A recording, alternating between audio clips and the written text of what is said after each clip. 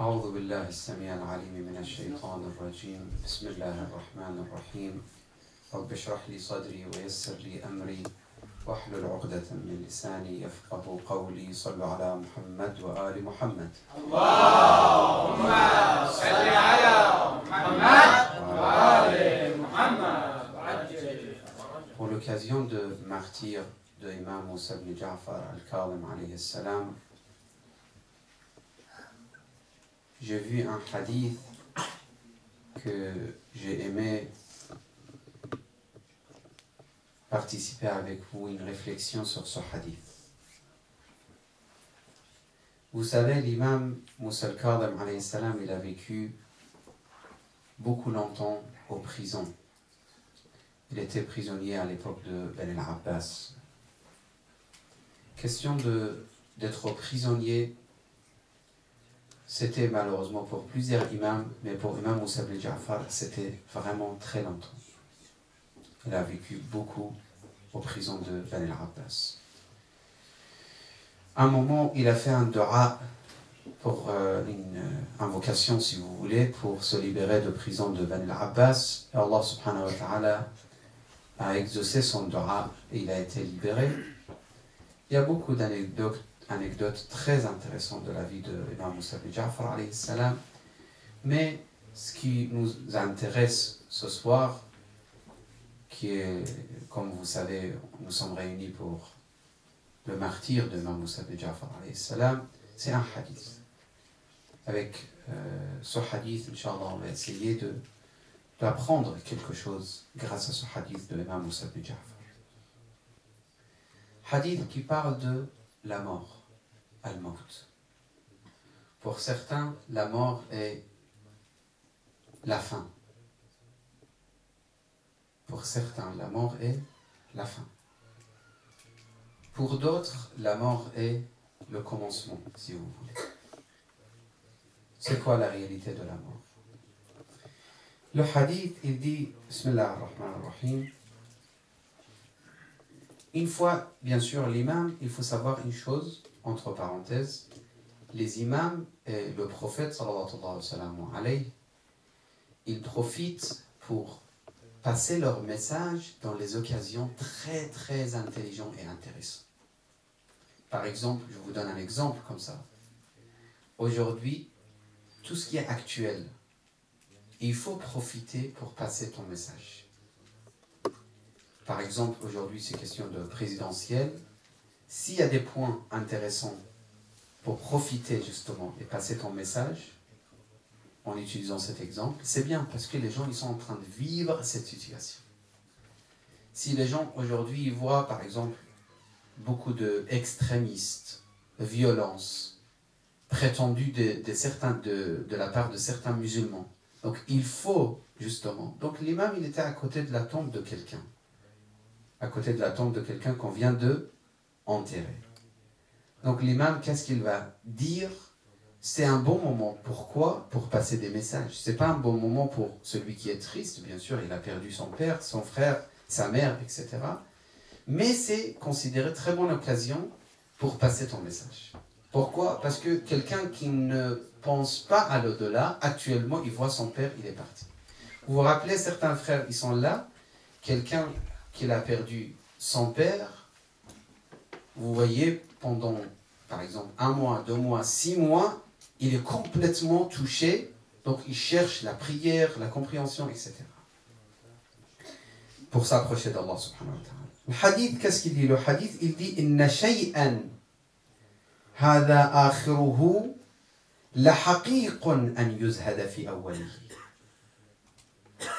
Wa inna shay'an hadha awwaluhu la haqiqun an yukhafa akhiruhu. » Imam Moussa ibn Ja'far alayhi salam, il nous donne ce cadeau pour moi, c'est extraordinaire comme hadith, pour comprendre comment ne pas s'attacher à ce moment.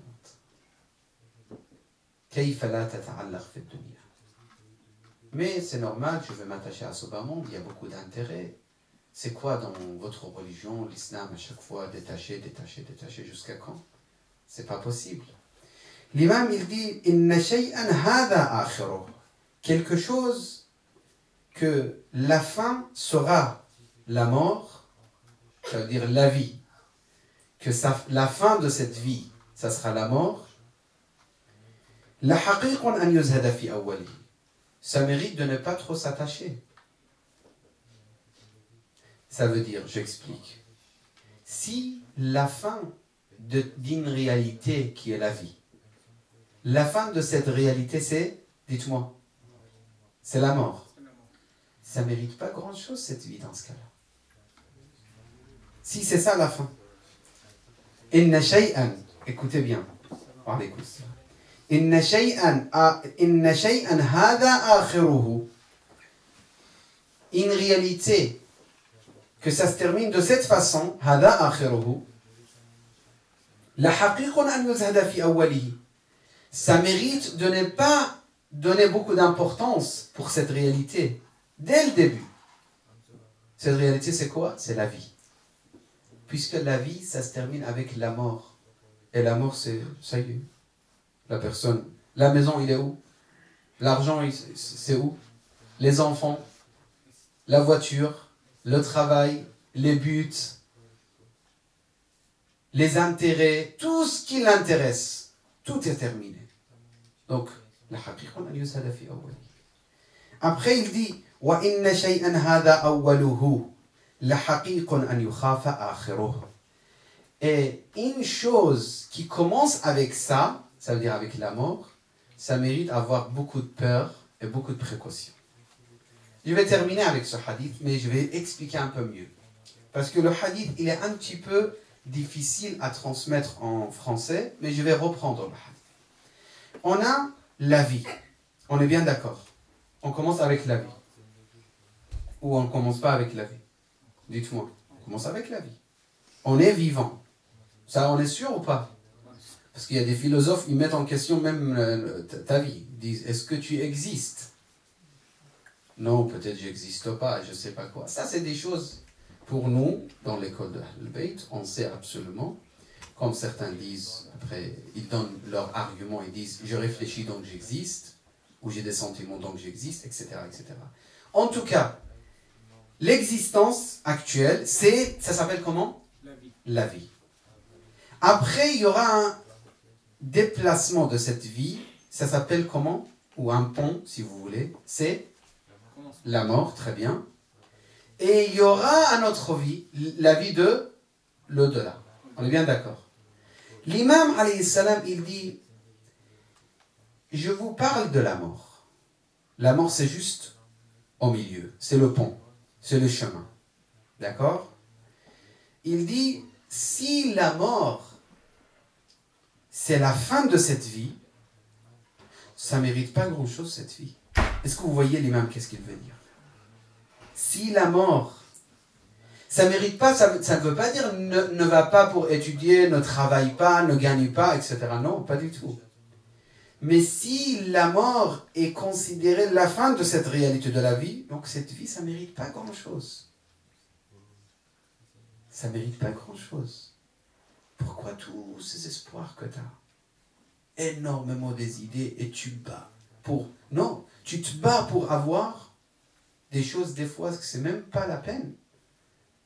Fais ton devoir, étudie, travaille, etc. Mais il ne faut pas s'attacher. Donc l'imam te dit, ça mérite d'être zahid, d'être détaché.